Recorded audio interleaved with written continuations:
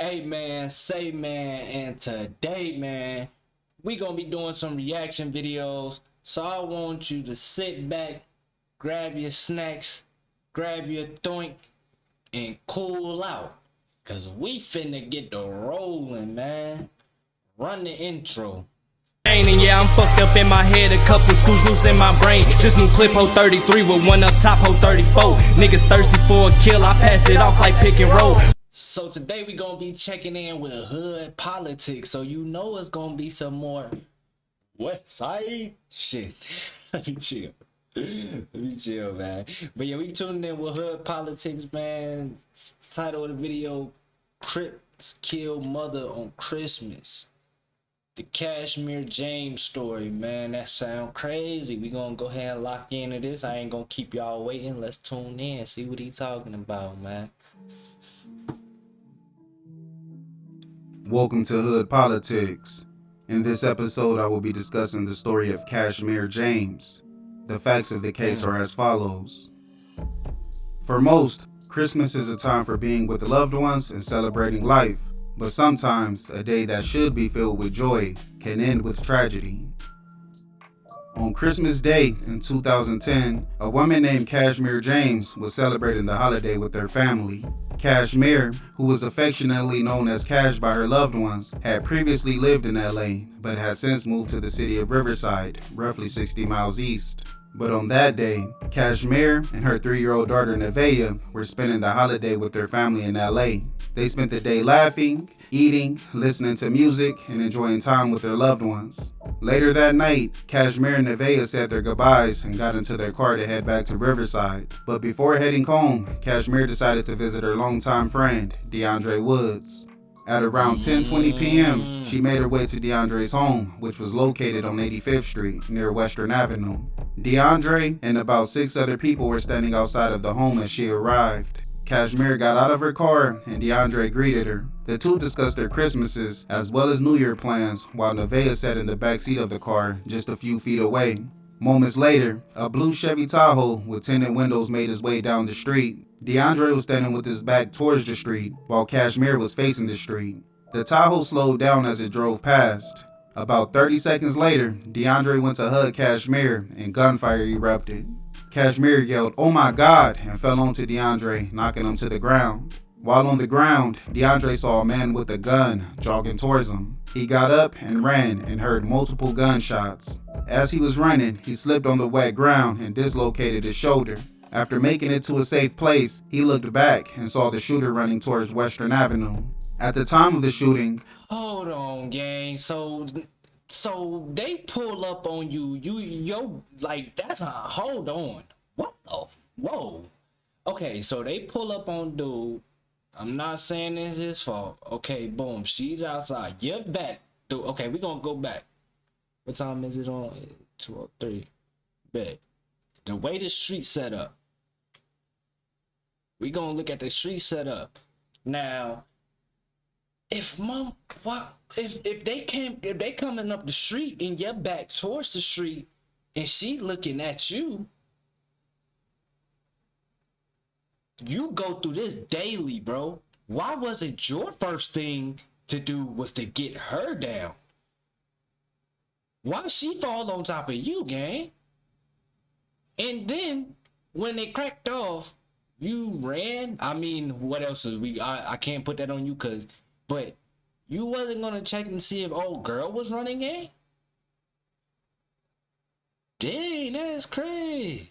the shots. He saw a man pointing a gun at a woman. He then jumped into some bushes for cover. Derek saw a blue Tahoe with tinted windows and 24-inch chrome rims speed away from the scene and head southbound on Western Avenue. He noticed 2 black men sitting in the driver and passenger seats. Derek ran to the scene of the shooting and saw Kashmir lying on the ground. He approached her and saw that she had been shot in the head. She was still conscious but couldn't speak. She gestured towards her car and Derek noticed Nevaeh sitting in the back seat. Luckily, she was uninjured, but unfortunately, she did witness the shooting. Derek and another neighbor named Mary Walker took Nevaeh out the car and took her to Mary's house. And if this picture got something to do with it, alright. Oh, nah, that's the background. Whew, I was about to say, God dang, grandma flamed out over there. What she got that big bandana for? I'm high, I'm sorry. When Derek returned to the scene, Kashmir was no longer conscious. Several neighbors called 911, and a few minutes later, police and paramedics arrived at the scene. They found that Kashmir had gunshot wounds to her head, neck, and legs. Paramedics attempted to help Kashmir, but sadly, there was nothing they could do. And at 10:41 p.m., Kashmir James was pronounced dead. She was 25 years old. Kashmir had grown up in LA and spent most of her life there. She graduated from University High School in 2003 and attended Mount St. Mary's University. She had recently graduated from medical school and was working as a nurse. She was eager to start saving money for her home, along with her boyfriend and Nevaeh's father, Christopher Jackson.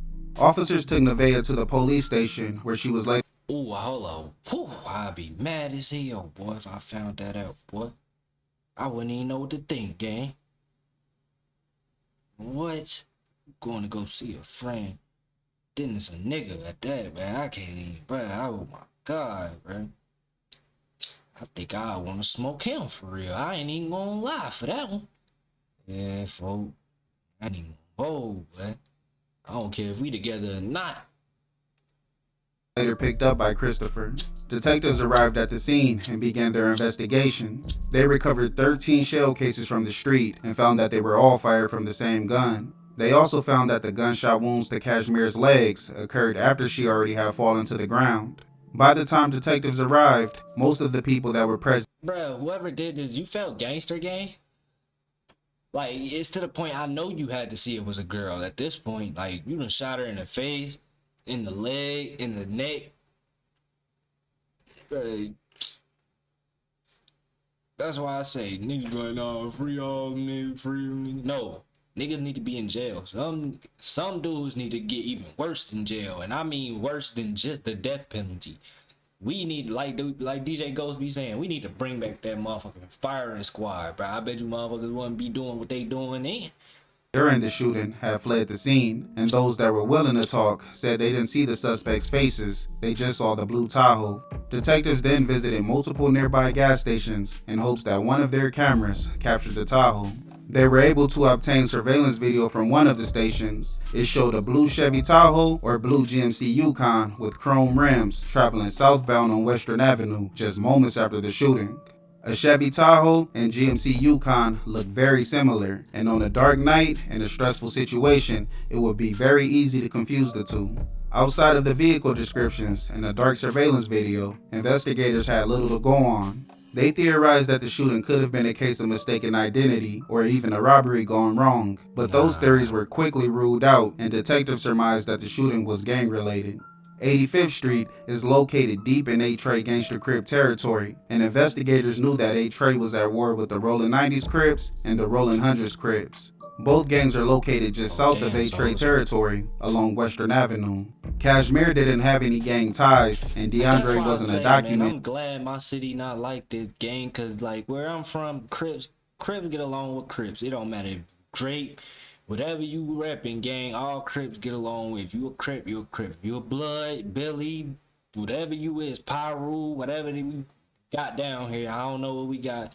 They fuck with that shit. But now it ain't even, we don't even do the regular gang. Now it's like cliques. Niggas got like OT, like just like OTF and shit like that. Niggas doing shit like that. Like that, it ain't no Blood, but it is like most of them shits under like a Blood or Crip fraction for real. Like that's what it be. But like they don't never just blatantly say, yeah, we Crip, yeah, we Blood or something like that. But I don't know. I'm just glad my shit not set up like this. Every block you gotta worry about another gang and any gang member, but investigators believe that them hanging out in an active gang area, especially at that time of night, made them targets.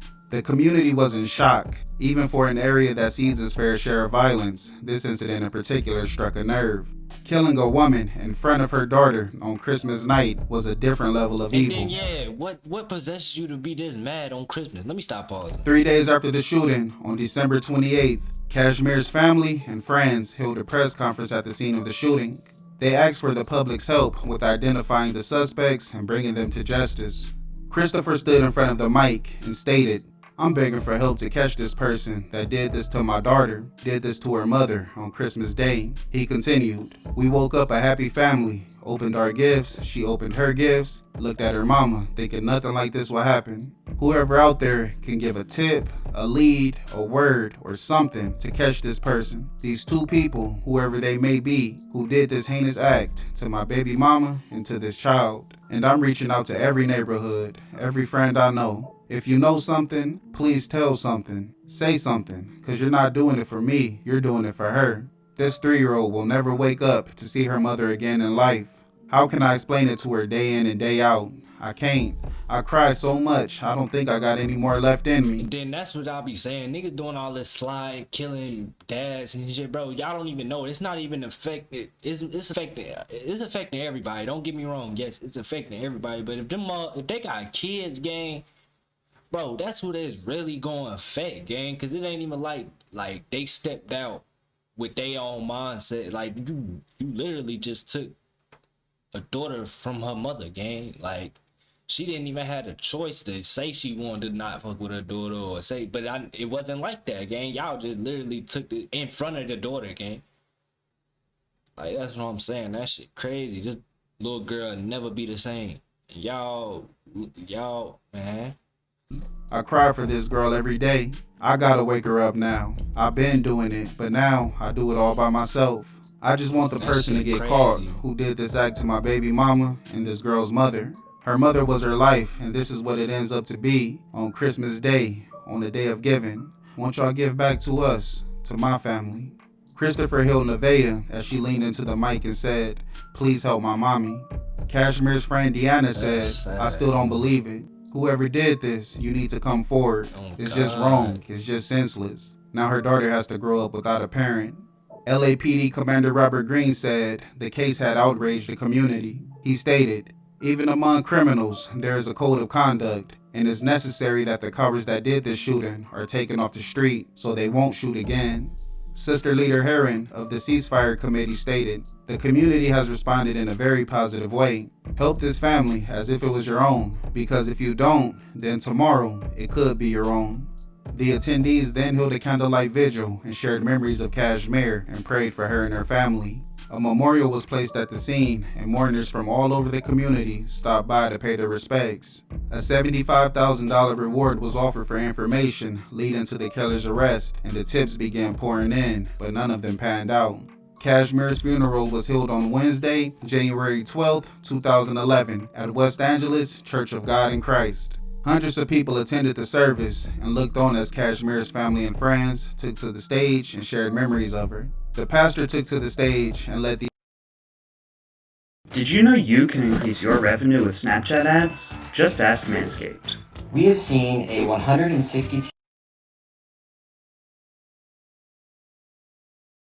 attendees in prayer. He asked God to bless Kashmir and cover her loved ones in strength and healing.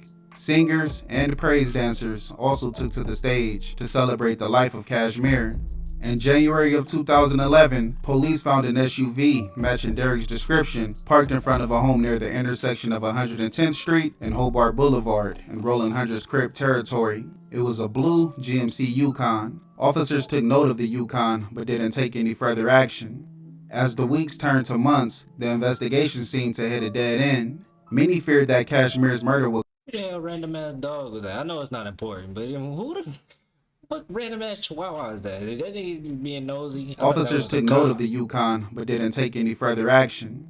As the weeks turned to months, the investigation seemed to hit a dead end. Many feared that Kashmir's murder would go unsolved, and she would just be another name on the long list of Los Angeles cold cases. But Kashmir's loved ones were determined not to let that happen. They held numerous press conferences, interviews, and candlelight vigils in order to keep Kashmir's name at the forefront. I was about to say, if the police let this case go cold, gang, that shit put a stain on them for real. Cause, oh, hell no, that's too gruesome for a case to go cold. They can't let the community know that shit get cold. The community not gonna let it go cold. For real, they gonna bring that up every day. In the summer of 2011, investigators received an influx of tips regarding the murder.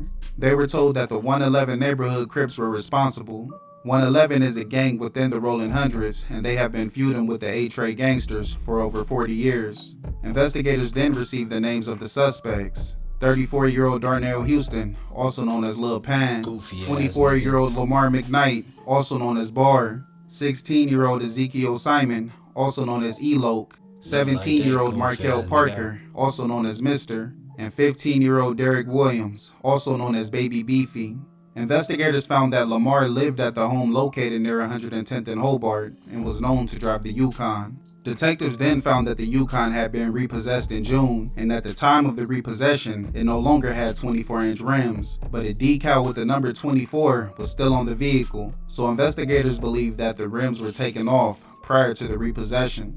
In August of 2011, the suspects were arrested and taken in for questioning. LAPD homicide detectives Roger Guzman and Stacy Shimkowiak conducted the interviews. Derek was arrested for being an accessory after the fact. Detectives suspected that he had helped get rid of the SUV's rims. During the interview, Derek admitted to being with the other suspects at the gang's hangout on Christmas night, but he denied knowing anything about the shooting. When detectives were informed that the rims weren't found during a simultaneous search of his family's home, they allowed Derek to go free. During the search, investigators found a notebook entitled Young Hoodsta in a drawer. They also discovered 111 gang graffiti on the underside of the top bunk in Derek's bedroom. There was also a drawing of a woman with an X over her body. Investigators believe that it was a reference to the murder. There were also 3 lines next to the drawing, and investigators believe that those marks represented murders Derek had participated in. Man, niggas is goofy, bro. They really think they got some stripes off this shit. Of course that's her, bro. It's a bullet shot in the head, gang. Like, that's stupid, bro. These niggas goofy. That's why I say, bro, some of these niggas don't even deserve. That's why niggas don't deserve guns, bro. Don't be out here doing dumbass shit like this. Like, this shit pisses me off, bro. I swear to God, I'll squabble all them niggas, gang. I ain't lying. Niggas think, oh, you a skinny nigga, you just talking over the net, bro. Like, nah, bro. Like, that shit not cool, gang. They probably went to jail popping it and got some respect off that shit, too. Knowing Cali. Detectives also searched Lamar's family home for evidence. They found a set of 24-inch rims in the garage. They matched the description that Derek had given them on the night of the shooting, and they were identical to the ones seen in the surveillance video. On Wednesday, August 31st, 2011, investigators announced that Darnell Houston, Lamar McKnight, and Ezekiel Simon were each being charged with murder for the death of Kashmir James and attempted murder for the shooting of DeAndre Woods, as well as gun and gang enhancement charges. Although Ezekiel was a juvenile, he was charged as an adult. A few weeks later, investigators arranged for Darnell and Lamar to each be placed in a jail cell with the man known as Witness X. Witness X was what investigators called a confidential, reliable witness. They would place him in monitored cells with suspects in hopes that he would get them to talk about their crimes. Witness X had performed 200 similar operations and had received close to $70,000 in compensation for his services over the years. But He belonged working, boy, wasn't he? What? Damn, I'm about to get all this information. to a neighborhood Crip gang and knew Darnell because they had been in prison together in the 1990s. During their conversation, Darnell admitted to being involved in the murder and said he was the shooter. He also said that Lamar, Ezekiel, Markel, and Derek. Listen to this.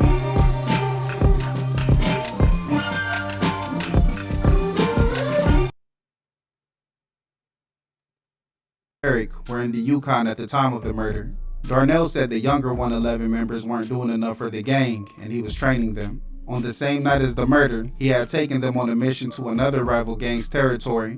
Shortly afterwards, the group spotted 7 rivals hanging outside of a church. One of the young 111 members pulled out a 9mm handgun and fired 17 shots at the group, but didn't hit anyone. They then returned to their hangout and rearmed. Lamar then drove to 85th Street, where Darnell got out of the Yukon and opened fire. Darnell demonstrated to Witness X how DeAndre moved Kashmir around and he used her body as a human shield as she was repeatedly shot. He said he didn't feel bad for what happened to Kashmir because she was a tramp associate. Tramp is a derogatory term for A-Tray. Darnell said that. What? Hold on. What did he say?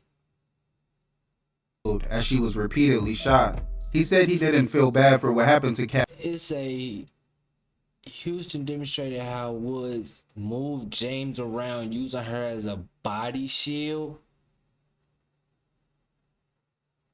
Bro, that nigga's fucked, bro. On my mama, if I'm her baby dad, I don't even know, gang. Cause why is she over there anyway, though? Like that's why I'm like, that's crazy. What you doing over there with my daughter? Like, why is you over there in the hood with these niggas, bruh? And you just said, oh man. I don't know, bro, but that's fucked up. He used her as a shield, bro. That's crazy. Cashmere because she was a tramp associate. Tramp is a derogatory term for a tray. Darnell said that the group went on missions all night long. When they came back from one, they went on another. Darnell said he dismantled the gun and threw it into the ocean. He didn't believe the police had anything on him other than hearsay.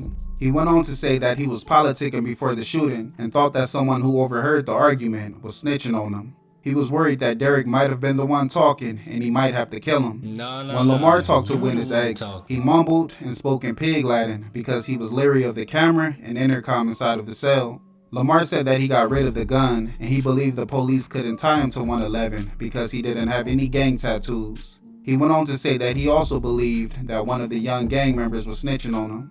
Initially, it was believed that Derek was only an accessory after the fact, and after the rims were found elsewhere, he was essentially in the clear. But after Darnell told witness X that Derek was in the Yukon at the time of the murder, investigators rearrested him and took him in for questioning. Detectives Guzman and Smif-N-Westend told Derek that he had been identified as being in the SUV. They repeatedly told him to tell the truth, and Derek repeatedly denied being involved. Smif-N-Westend told him that he won't be going home like last time. She stated, "What happens on Monday is the district attorney decides whether or not they're going to file charges on you, or whether they're going to determine something else to do with you." Derek then asked her what charges will be filed, and Smif-N-Westend replied, "We'll find out Monday, and it's going to be a culmination of our paperwork up to this day, and whatever I write after tonight, and I'm telling you, if I write tonight that your statement is a bunch of lies, and it doesn't match with what we already heard from other witnesses and co-conspirators and people involved, I could tell you right now, the district attorney's going to be like, screw this guy, he's a liar." After thinking it over for a few moments, Derek agreed to tell the truth. Derek admitted to being present when Darnell complained that Lamar and the others weren't putting in enough work for the gang. He stated, "And they was over there mad and drunk, talking about we're not putting in no work, and they was arguing over us like we don't." On Christmas Day, you chilling with some young niggas? Where's your family at? Go make a family. These niggas look grown as hell. What is y'all doing on Christmas Day? Put in no work, we don't do nothing. Lamar then told Derek, Ezekiel, and Markel to get into the backseat of the SUV. Derek said he didn't hesitate because Lamar had a gun. Smif-N-Westend asked Derek what he thought putting in work for his gang entailed, and he replied, killing people. He claimed that he didn't want to go along on the night of the shooting. Derek said that Lamar had once tried to get him to rob a woman, but he refused. He admitted that on the night of the shooting, he sat in the back seat between Ezekiel and Markel. Lamar was the driver and Darnell was the shooter.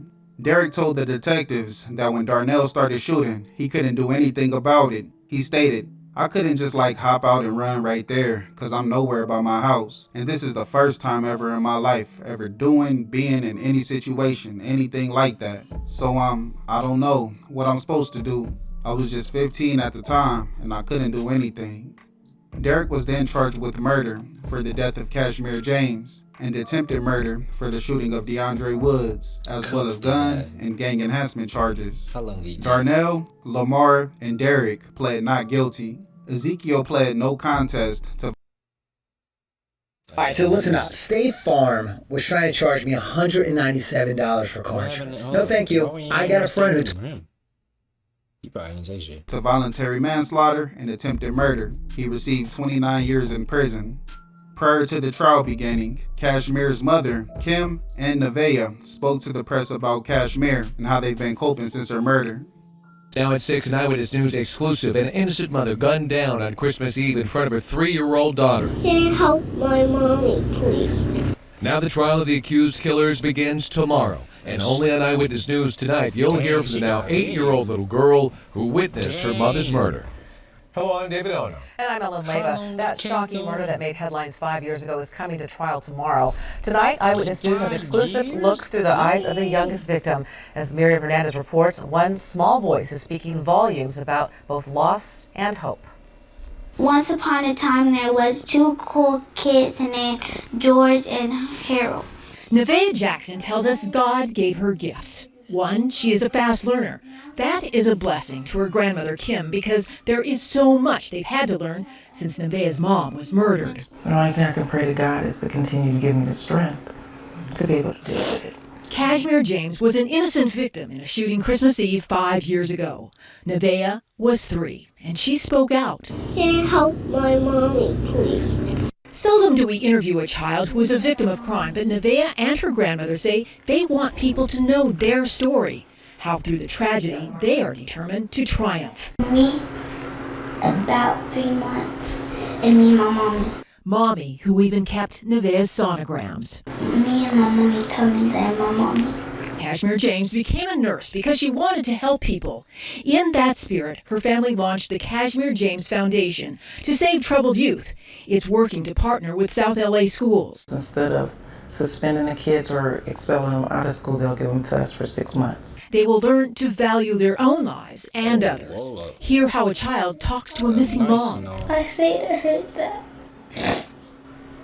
for Christmas, I'll make you a present. For Thanksgiving, I'll say, I'll make you a present. For your birthday, I'll make you a present. And for Halloween, I'll make you a present. And then her words last year was, I don't want you guys to ever hide anything about my mommy. You know, I want to know. Nevaeh witnessed her mother's death. In a rare move, prosecutors say the 8-year-old will testify. But here, we do not talk about that night. Kim and Nevaeh say it's about moving on. She says she'll give from her gifts. I'll sing at church. I'll dance at charities. A fast learner is ready to teach. Let the storm rage on. The cold never bothered me anyway. There were 2 separate juries during the trial, one for Darnell and Lamar and the other for Derek. This is known as a dual jury, and it allows each jury to only hear evidence and testimony relevant to the case assigned to them. The trial began on Tuesday, July 21st, 2015. The prosecutor in the case was a woman named Antonella Nestorescu. Nestorescu painted Darnell and Lamar as cold-blooded killers with little regard for human life. She said that anyone willing to drive around and kill a random person just because they felt like it is a danger to society and should never see freedom again. The defense attorney for Darnell and Lamar was a man named Louis Sepe. Sepe said that there was no real evidence that they were responsible for the shooting. He went on to say that the prosecutions... They need to never see life, and they need to do it, like, quick as fuck, too. Like, because I feel like some niggas get to sit there and change their life, get comfortable with it, and nah, they need to do it as soon as they leave the courthouse. Cook their ass. Like, that's what I be feeling. Because ain't no way you think you about to sit around, wait for your death date when this girl unexpectedly got hers. Matter of fact, get these niggas a death date. Don't even let them know the death date for real. Because that's crazy. The entire case was based on hearsay. Sepe said that there was no weapon linking them to the shooting, and none of the witnesses at the scene were able to identify the shooter or anyone else in the SUV. Nestorescu called numerous witnesses to the stand. Derek testified about witnessing the shooting and seeing the SUV flee the scene. His description of the SUV, down to its color, tinted windows, and 24-inch chrome rims, matched the Yukon that was linked back to Lamar. A man named Tony Johnson also took the stand. Tony was a member of 111 at the time of the shooting. He had spoken with investigators several times about the shooting in exchange for leniency after his arrest for various crimes. Tony testified that on the night of the shooting, at around 9 p.m., he was at Ezekiel's home, located near 111th Street and St. Andrew's Place, which was a known 111 hangout. Tony said he was talking to... Yeah, I don't even know. I wouldn't even be able to count folks as a snitch for real. I know the ops and shit gonna count him as a snitch, but like, bro, he killed an innocent lady, bro. And I'm in here on some shit, bro. If I know some shit, gang, I'm just going, hey, that's not G. That's not gangster. That's not something I support. I don't... Kids, females, if they not popping it or they doing no backdoor, if they ain't on that, man, we leaving them alone, bro. Like, that shit not right. To Darnell when Lamar pulled up in the Yukon. Darnell and Lamar started smoking and then argued about who's going to pay for it. The argument turned heated and Darnell told Lamar that he wasn't putting in any work for the gang. Lamar responded, "We can go to the Tramps right now." Tony said he understood that Lamar was suggesting they go to rival gang territory and commit a shooting. Tony then saw Ezekiel get out of the front passenger seat of the Yukon and get into the back seat. Darnell got into the front passenger seat and Lamar drove off. 3 days later, Tony was with Lamar at Ezekiel's house. Lamar told Tony that they had driven past a man and a woman standing by a car. They then turned around and pulled up next to them. Darnell jumped out and started shooting with a 9mm handgun. Lamar was worried that the Yukon had been caught on surveillance video. Tony then told police where to find the SUV in hopes of bettering his own legal situation, and that's when police located the Yukon on 110th and Hobart. DeAndre refused to testify at the trial, but the statements he made to investigators, including the description of the SUV, were presented to the jury. Mr. Eskew also played an audio recording of Darnell's conversation with witness X. She then read a transcript of the recording to the court. She pointed out how Darnell admitted to being the shooter. Sepe told the court that none of the witnesses were credible. He spoke about witness X and said that he was an unreliable witness because he was being paid for his information. Hey everybody, my name is Sam, aka Sambucha, and I'm a YouTuber who makes variety content ranging from challenges to gaming to...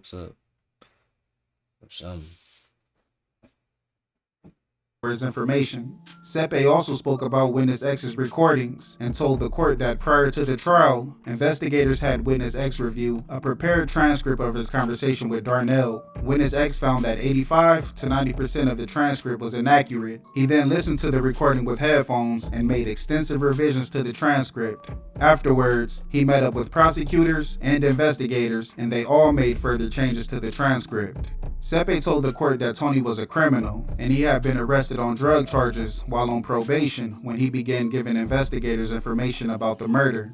Sepe said Tony wasn't a reliable witness because he stood to gain favor by testifying. Also, he had previously admitted to feeding investigators lies about the murder. For Derek's jury, Mr. Eskew played both of his interviews with Detectives Guzman and Shimkowiak.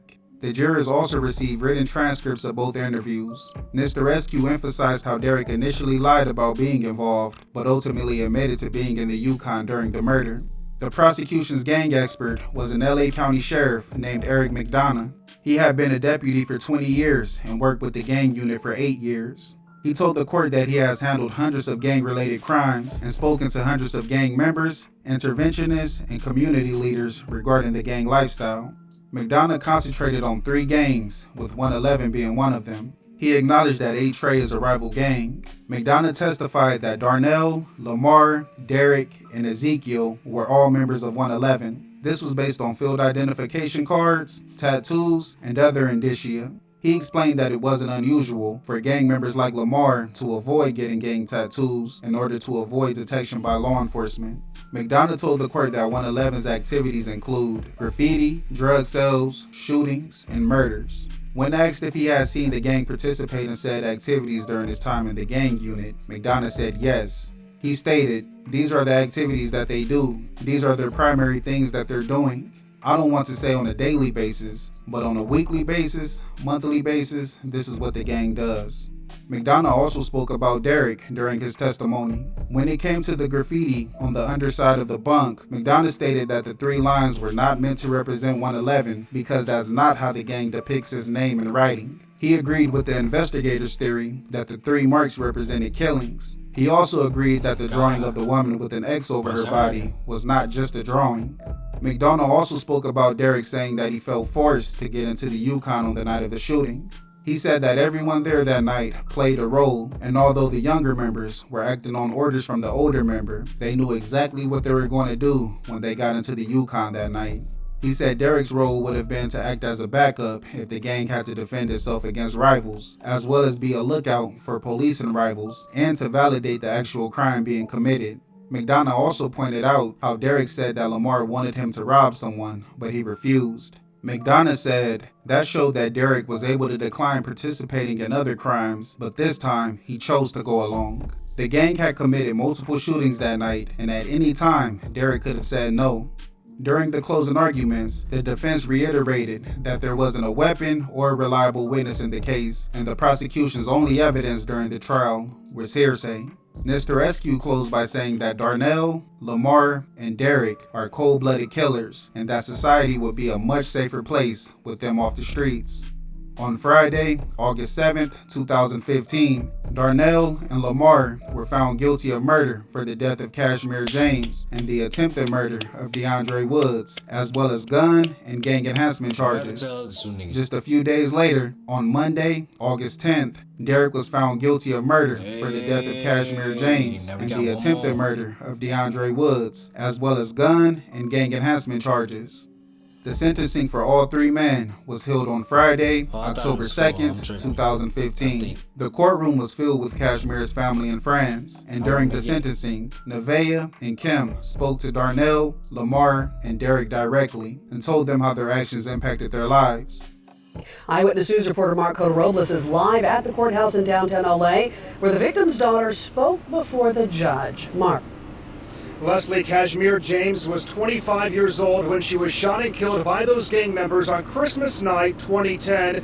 Her 3-year-old daughter was there that night to witness what happened. This morning, a very emotional sentencing hearing inside a downtown Los Angeles courtroom. Here is some of the video.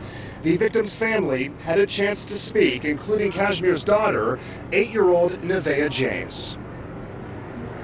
Why have you not said you're sorry for taking my mommy away from me? My mommy was the love of my life. I remember that night and it scares you.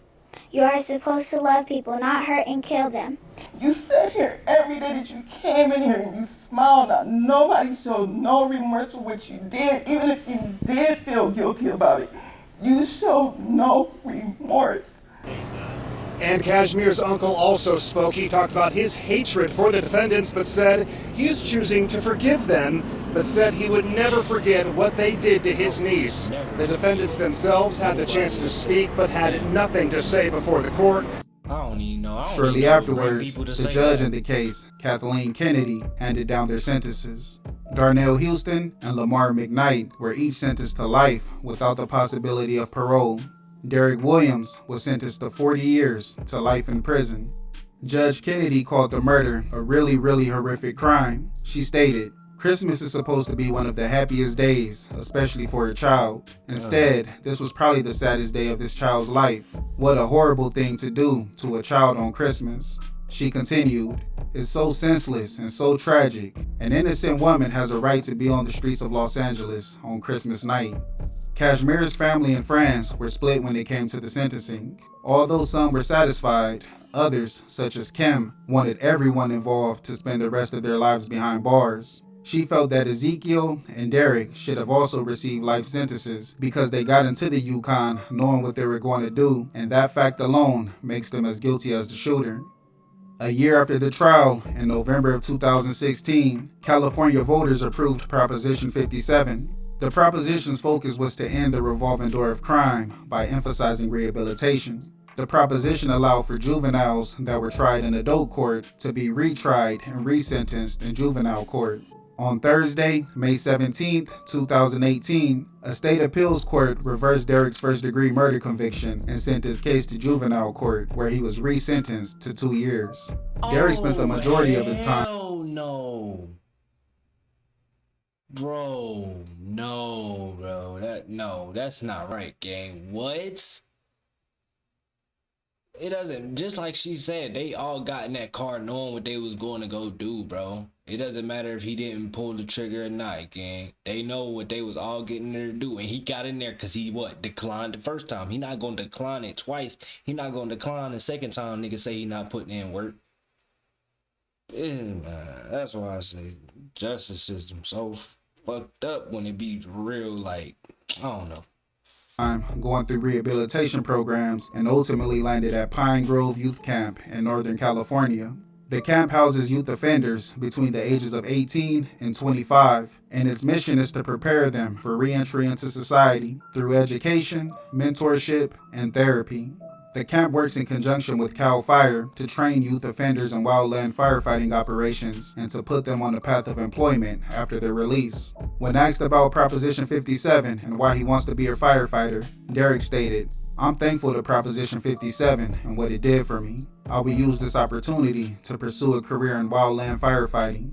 As a kid, always looked up to and respected firefighters. They represented teamwork and togetherness. I'm thankful for the blessing this chance has given me for a future. For someone who got off to a rocky start as a teenager, as an adult, my goals are to give back to society in a positive way and continue to help others." In January of 2020, Derek became the first Proposition 57 graduate from Pine Grove.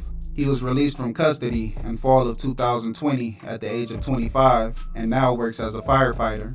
He also travels to juvenile detention centers and speaks to the youth about changing their lives. Okay, I mean, Kashmir's memory lives on through her family. I don't know what to say about that, bro. You could have did all that before the gang shit. Then you made fun of her death, like you specifically. You made fun of her death, so I can't even forgive you for that, folks. I feel like you still should be in jail, bro. Cause she got out and she gone, and y'all didn't know. That's crazy, bro. But I ain't. That's the end of the video, man. R.I.P. Kashmir James, man. I hope everybody around her family is straight. He's still healing, because I know you don't never get over nothing like that. You know what I'm saying? So, yeah, man. I just want y'all to know, man. Words of the day, man. What can I say, man? Keep your head on the swivel, bro. Even if you're a female, don't be just out here lollygagging. Y'all, I know how y'all be, because I know how my shorty be when we be out here. She don't be on 10 because I be on it, but just because I'm on it don't mean you don't got to be on it, gang. Just stay on your swivel, man, and if you know some people in some beef, stay out their way until they get theyself together. You know what I'm saying? But I'm gonna let y'all go, man. Peace. Love y'all. Stay safe. Please. And yeah, I'm fucked up in my head, a couple screws loose in my brain. This new clip, ho 33 with one up top, ho 34. Niggas thirsty for a kill, I pass it off like pick and roll.